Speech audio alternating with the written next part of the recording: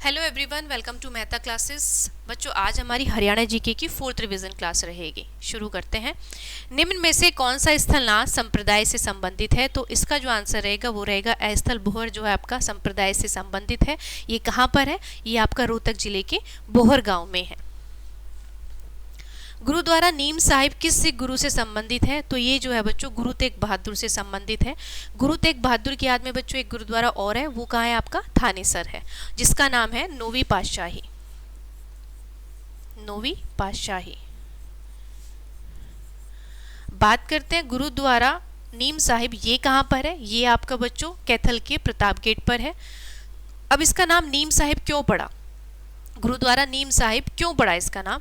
तो गुरु तेग बहादुर जो थे वो बच्चों, वो नीम के पेड़ के नीचे ध्यान मग्न थे। तो उस समय क्या हुआ, वहां से एक व्यक्ति गुजरा, उसको बहुत तेज बुखार था, वो बुखार से पीड़ित था। तो उस गुरु तेग बहादुर जी ने उसको कुछ नीम के पत्ते दिए, जिसको खाने के बाद कुछ टाइम बाद वो बंदा ठीक हो गया। तो तभी से उस स्थान पर एक गुरुद्वारा बनाया गया और उसका नाम रखा गया आपका गुरुद्वारा नीम साहिब रखा गया। शक्तिपीठों में से एक भद्रकाली शक्तिपीठ किस स्थान पर स्थित है? तो ये कहाँ पर है? आपका कुरुक्षेत्र में है।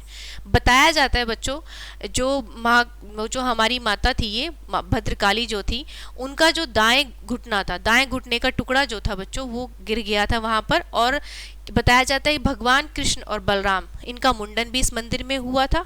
और पांडवों के पुत्र अर्जुन ने बच्चों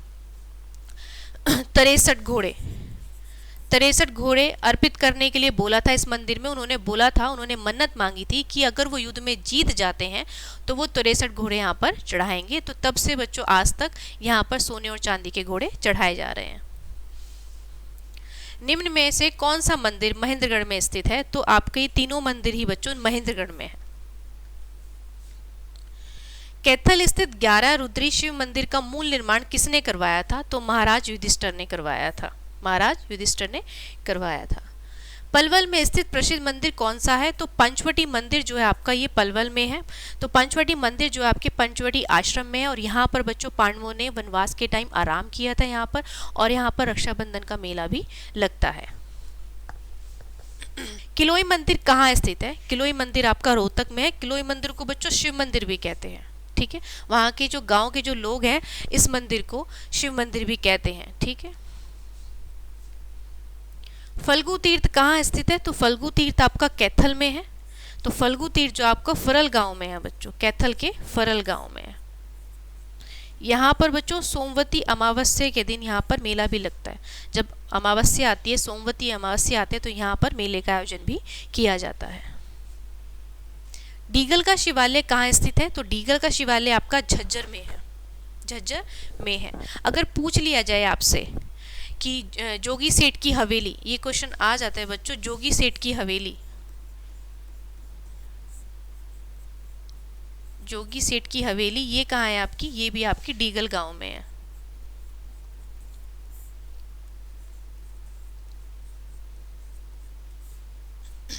चलिए अगला क्वेश्चन। काबुल बाग मस्जिद कहाँ स्थित है? तो काबुल बाग मस्जिद जो है आपकी पानीपत में है बच्चों।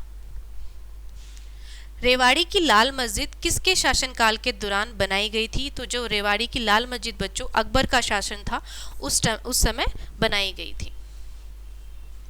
रंगी शाह मस्जिद हरियाणा के किस जिले में स्थित है? तो रंगी शाह मस्जिद आपके हरियाणा के भिवानी में है। भिवानी के तोशाम में है बच्चों। अब रंगी शाही मस्जिद को बच्चों क्या बोला जाता है? व्यापारी मस्जिद भी बोला जाता है। व्यापारी मस्जिद भी बोला जाता है और नई मस्जिद से भी जाना जाता है, नई मस्जिद। अगर ये और पूछ लिया जाए आपसे रोनाथ का कुआं, ये क्वेश्चन भी इंपॉर्टेंट है। रोनाथ का कुआं तो ये कहाँ है? ये भी आपका भिवानी में है।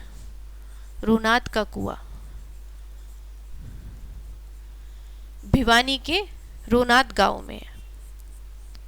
इसका नाम बच्चों रोनाथ का कुआं क्यों पड़ा? इसका नाम रोनाथ का कुआं क्यों पड़ा? 1857 में जो क्रांति हुई थी बच्चों, उस समय अंग्रेजों ने तोपें चलाई थी। तो उस वक्त बच्चों 20-21 लेडीज अपने बच्चों के साथ इस कुएं में कूद गई थी, ठीक है। तब से इसका नाम रोनाथ का कुआं पड़ा, क्योंकि जब वो उस कुएं में कूदी बच्चों, तो उस समय वहां पर चिल्लाने लगे, रोने लगे। तो तब से ही इस कुएं को रोनाथ का कुआं के नाम से जाना जाता है। अल्ताफ हुसैन हाली का मकबरा कहाँ पर है? तो ये पानीपत में है। अल्ताफ हुसैन का जन्म बच्चों 1873 में हुआ था। और अगर पूछा जाए इनको कितनी भाषाओं का ज्ञान था, तो इनको बच्चों उर्दू, फारसी, अरबी और अंग्रेजी, इन भाषाओं का इनको ज्ञान था। और इनको मौलाना ख्वाजा के नाम से भी जाना जाता है। मौलाना ख्वाजा के नाम से भी जाना जाता है।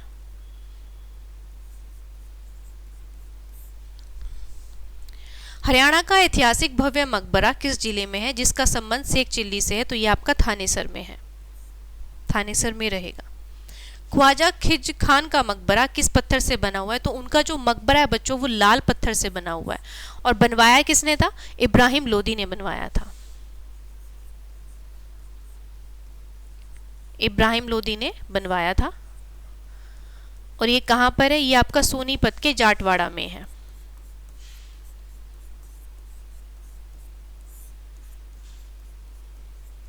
सोनीपत के जाटवाड़ा में है, जो कि लाल पत्थर से बना हुआ है।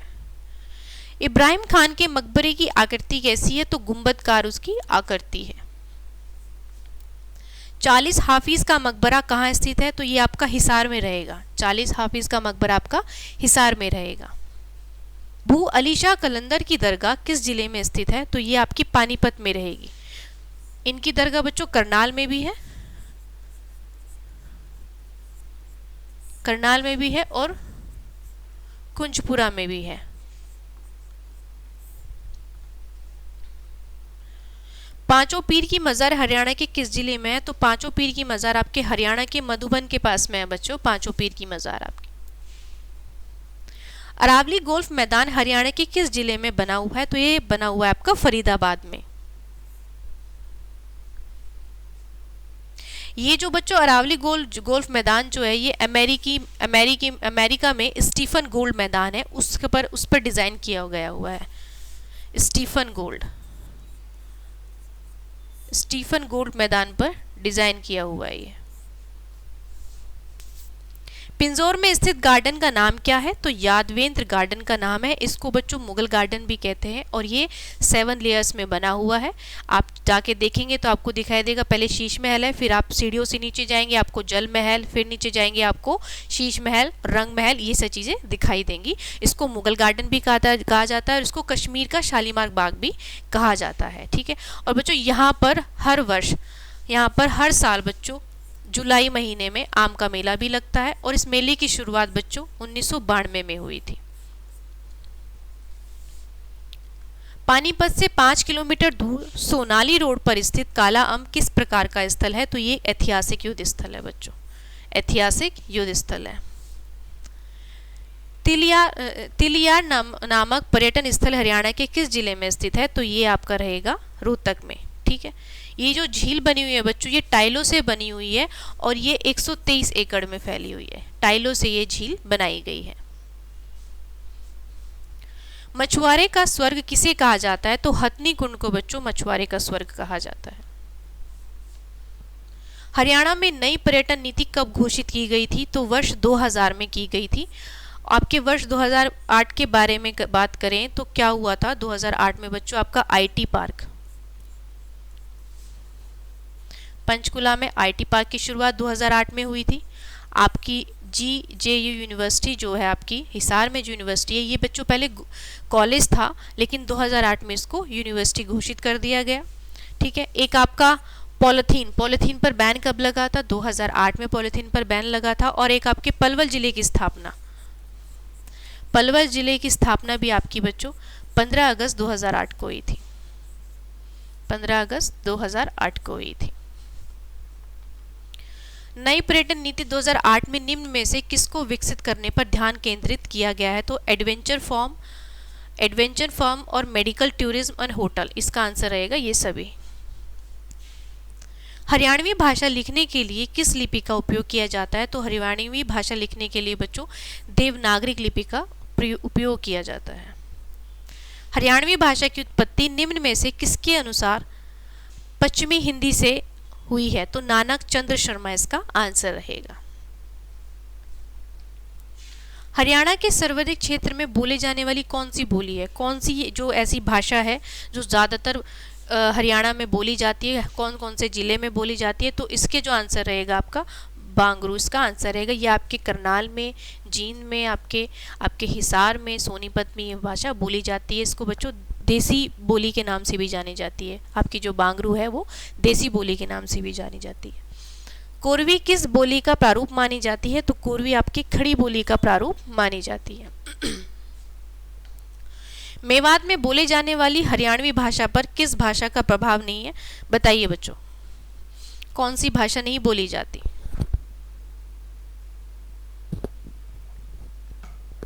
पंजाबी। पंजाबी नहीं बोली जाती बच्चों मेवात में। राजा हर्षवर्धन ने एक प्रसिद्ध नाटक कौन सा लिखा था? वो था आपका नागानंद। बाणभट्ट निम्न में से किस राजा के दरबार में कवि थे? तो बाणभट्ट बच्चों हर्षवर्धन के दरबार में कवि थे। निम्न में से कौन सी बाणभट्ट की प्रमुख रचना है? तो इसकी जो रचना रहेंगी आपकी हर्षचरित्रम, कादम्बरी, मुकुट तांडिकम रहेंगी। इसका आंसर रहेगा ये सभी।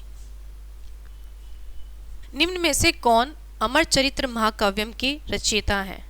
तो पंडित रामेश्वर लाल इसके रचयिता हैं। पंडित रामेश्वर लाल इसके रचयिता हैं। निम्न में से कौन हरियाणा का कालिदास कहलाता है? तो दीपचंद बहमन कहलाते हैं बच्चों। हरियाणा का कालिदास दीपचंद बहमन कहलाते हैं।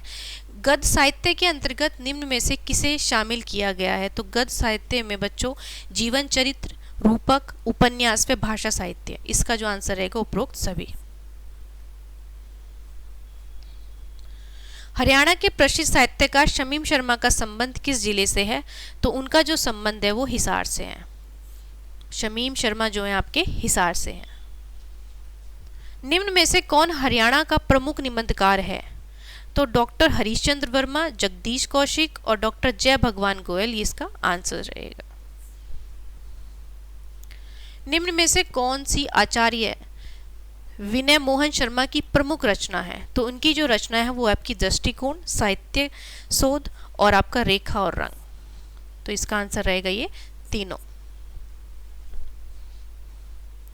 ईख की खेती प्रसंग के लेखक कौन है? तो राजाराम शास्त्री जो हैं बच्चों वो ईख की खेती के लेखक हैं। राजाराम शास्त्री आपके हरियाणा के प्रथम उपन्यासकार थे बच्चों। और उन्होंने कौन सा उपन्यास लिखा था? झाड़ू फिरी। बहुत इंपॉर्टेंट क्वेश्चन है, पूछा गया है बच्चों कितनी बार, झाड़ू फिरी। ठीक है, इन्होंने ये उपन्यास लिखा था। ठीक है, झाड़ू फिरी उपन्यास के लेखक कौन है? तो आपके राजाराम शास्त्री हैं।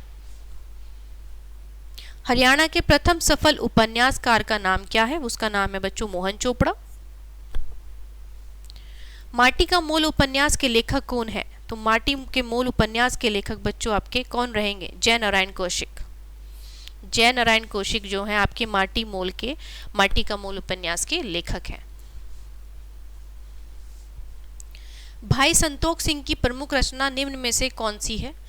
तो उनकी जो रचनाएं हैं अमरकोश भी है बच्चों, नानक प्रकाश भी है और आत्म पुराण भी है। ये सभी इसके आंसर्स होंगे।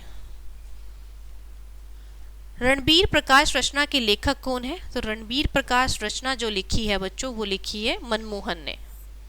ठीक है, तो चलिए आज की क्लास यहीं तक, मिलते हैं नेक्स्ट क्लास में। बाय बाय बच्चों।